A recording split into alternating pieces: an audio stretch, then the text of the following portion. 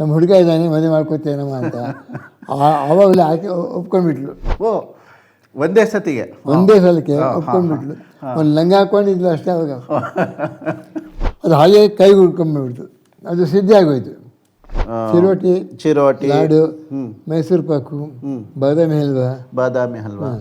ಮನಃಶುದ್ಧಿ ಇಲ್ಲದವಗೆ ಮಂತ್ರದ ಫಲವೇನು,